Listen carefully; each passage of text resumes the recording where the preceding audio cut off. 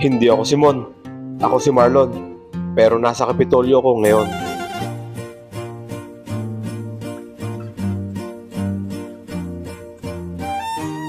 Kaya tara, samahan niyo ako at ipapasyal ko kayo dito sa Anilag Festival.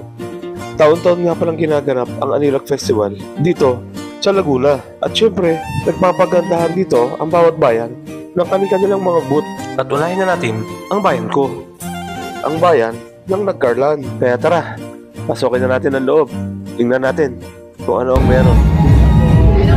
So ayan, shoutout sa inyo mga kabayan. Sir, pili na kayo dyan. Lahat bago.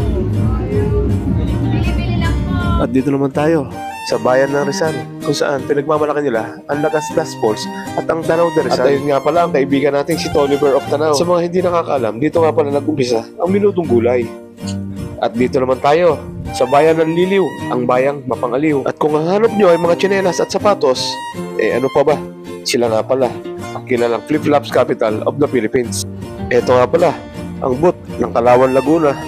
Tingnan nyo naman, umiikot pa ang pinagmamalaki nilang pinya. Ang bayan ng Santa Rosa, ang Lion City of the South, at ang bayan ng Bae, Garden Capital of Laguna.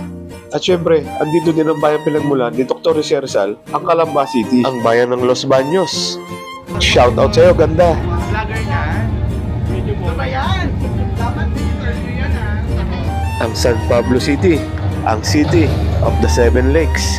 Pila, ang The Noble Town, ang The Little Baguio of Laguna, ang bayan ng Louisiana, at ang home of the famous Puto, Binyan, ang Alaminos, the town of trenches, ang Santa Cruz, ang Kapitolyo ng Laguna, Cabinti, the glamping capital of the Philippines, Fami, ang home of the bamboo weavers, San Pedro, the dormitory city of Metro Manila, Mabitac, the northeastern gateway of Laguna, ang bayan ng Paete, ang the carving capital of the Philippines, Magdalena, ang Little Hollywood ng Laguna, Siniluan, ang waterfall sanctuary ng Laguna, Kalayaan, Laguna symbol of peace and unity, ang bayan ng Santa Maria, ang rice granary ng Laguna, ang capital tourist of Laguna, ang Pagsanghan, at dito din matatagpuan ang halo-halo ni Aling Taling, ang Mahayhay, kung saan dito dinarayo ang sikat na Taytay Falls. At dito din matatagpuan ang isa sa pinakamatandang simbahan sa Pilipinas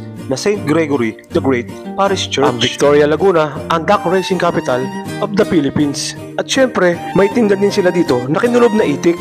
Andyan din ang bayan ng Pakil, ang pilgrimage capital of Laguna. At syempre, andyan din ang bayan ng Pangil, ang home of Our Lady's Nativity Parish Church. Lumban, Laguna, ang embroidery capital of the Philippines. At kung kailangan mo ng mga barong at saya, dito ka na. Hello po! Pili na po kayo na esmato. Ayun na po kayo esmato. 3 for 50 pesos. Hanggang March 9 to 15 nga pala ang Anilag Festival.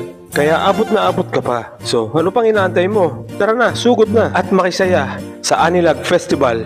Shoutout sa inyong lahat, mga taga Laguna. Kaya hanggang dito na lang. Salamat at nasayang ko na naman ang 3 minuto ng buhay nyo.